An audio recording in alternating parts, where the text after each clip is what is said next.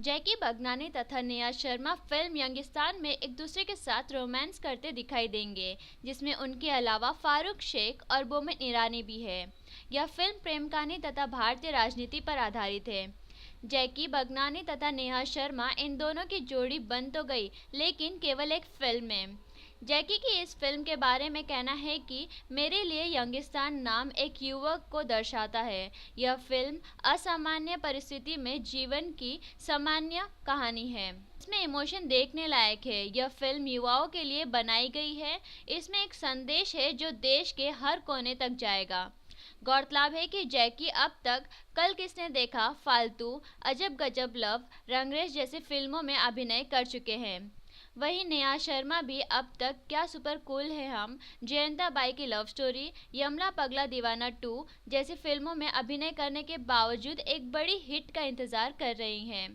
देखना होगा कि यह दोनों संघर्षरत कलाकार अपने तथा एक दूसरे के लिए कितने लकी साबित होते हैं। मेहनत करनी भी पड़ी और नहीं भी करनी पड़ी बिकॉज रिसर्च के लिए आजकल जो पॉलिटिकल सिनारियो क्या है और लोगों को क्या चाहिए और क्या नहीं चाहिए, और जहाँ नहीं करनी पड़ी वो ये है कि I was being myself. मैं ज़्यादा कुछ कोशिश नहीं कर रहा था, I was not trying too hard जो यंगस्टर्स हैं। और मैं बिल्कुल सोचता नहीं हूँ फिल्म में मुझे क्या बोलना है चाहिए, क्या नहीं बोलना चाहिए। जो मन में आता है, जो दिल में आता है वो बोल देता हूँ, और जितना निभा सकता हूँ उतना ही वादे करता हूँ।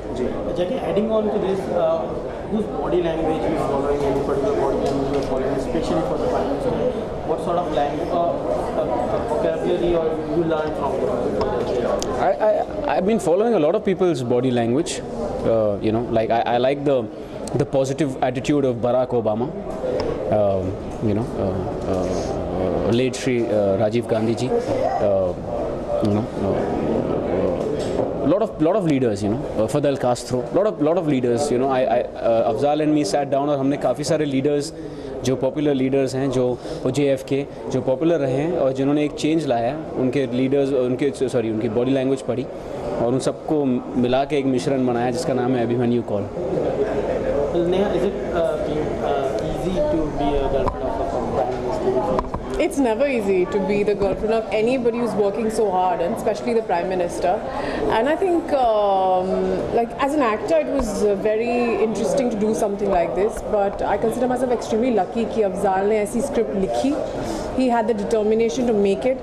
Vashu ji had the finances to support it, and so Sony Pictures.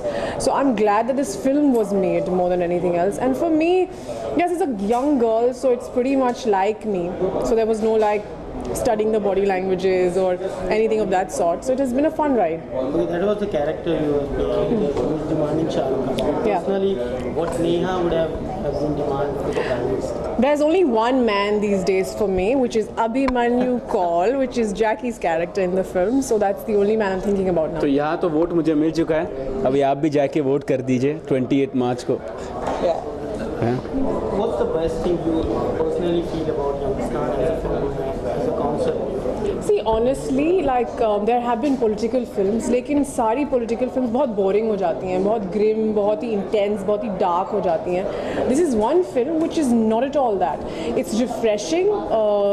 एक नया approach है film को लेकर के, where you have a romantic love story and you have politics.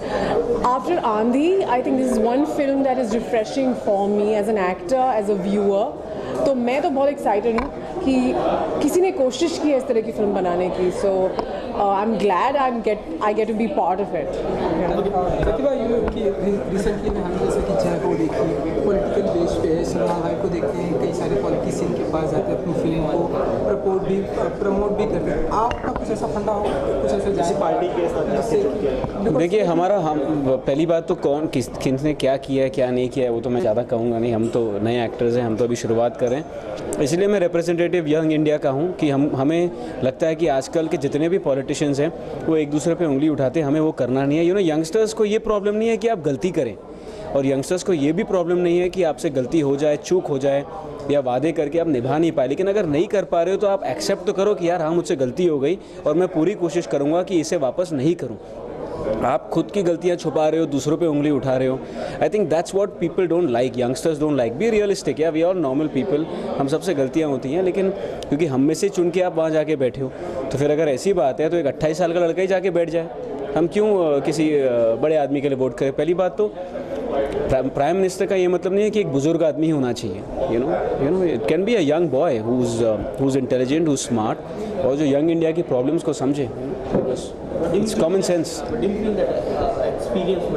100% experience matters, and that's why you have the board, and that's why we have Farooq sir's character in the film to guide him correctly.